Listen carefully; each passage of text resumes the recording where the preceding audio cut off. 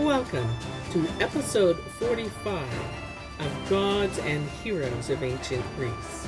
My name is Mylinda Butterworth, and today we will continue with the story of King Oedipus, with the story of Oedipus and Theseus. The people of Colonus were filled with deep reverence for blind Oedipus, whose kingliness clung about him through poverty and exile, and counseled him to pour a libation to atone for desecrating the sacred grove. Not until then did the village elders learn the name and the inadvertent crimes of the king, and who knows but that their horror at this deed might not have hardened their hearts again, had not Theseus, whom the message had called from the city, now joined their circle.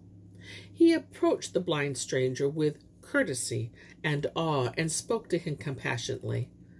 "Unhappy Oedipus, I know of your fate, and those eyes which you yourself put out would be enough to tell me whom I am addressing. Your misfortune move my soul.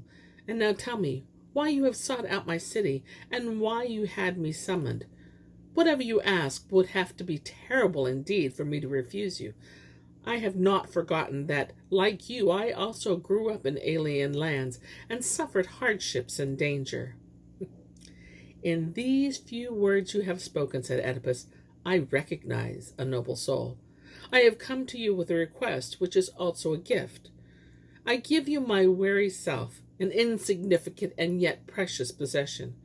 You shall bury me and harvest a rich reward for your kindness and charity." "The favor you ask is slight," said Theseus in amazement. "Ask something more, something better, and it shall be yours." "The favor is not as slight as you believe," Oedipus continued. "You will have to wage a war for this wretched old body of mine." And now he told the story of his exile and his kinsmen's subsequent attempts to recover him for selfish reasons of their own. Then he implored Theseus to give him a hero's aid. Theseus listened attentively. "If only because my house is open to every guest," he said solemnly, "I would not cast you out. How then could I deny hospitality to one whom the gods have guided to my hearth, who promises blessings for me and my country?" Then he gave Oedipus the choice of accompanying him to Athens or remaining in Colonus as his guest. Oedipus chose to stay, since fate had decreed that he should conquer his foes in the place where he was at the moment, and there live his life to an honorable and glorious end. The king of Athens pledged him ample protection and returned to the city. Oedipus and Creon. Soon after this, Creon, king of Thebes, invaded Colonus with armed followers and hastened to Oedipus. "You are astonished that I have come to Attica," he said to the assembled villagers. "But there is no cause for excitement or anger. I am not young enough to enter lightly into battle with the strongest city of all Greece. I am old, and have come only because my fellow citizens have dispatched me to urge this man to come back to Thebes." Then he turned to Oedipus, and he carefully chose words expressed false sympathy with the sad lot he and his daughter had suffered. But Oedipus raised his staff and held it out before him as a sign that Creon was not to approach more closely. "Shameless traitor!" he cried. "If you took me away with you, this would be the drop to brim the cup of my sorrows. Give up all hope that through me you will ward punishment from your city, for that punishment will surely come. I shall not go with you. In my stead I shall send the demon of vengeance, and by my 2 unfilial sons shall have only so much of Theban earth as they need for their graves." Now Creon tried to take the blind king by force, but the citizens of Colonus resisted, and citing Theseus as their authority, would not let Creon carry out his purpose.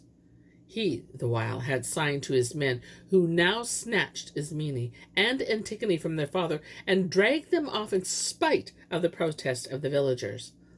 Then Creon said mockingly, "At least I have taken your staves from you. Now try your luck, blind old man, and wander on." And emboldened by success, He went up to Oedipus once more and was about to lay hands on him when Theseus, who had received word of the armed invasion of Colonus, appeared on the scene. As soon as he saw and heard what had happened, he sent servants on foot and on horseback up the road the Thebans had gone with the two girls. Then he declared to Creon that he would not release him until he had given Oedipus back his daughters.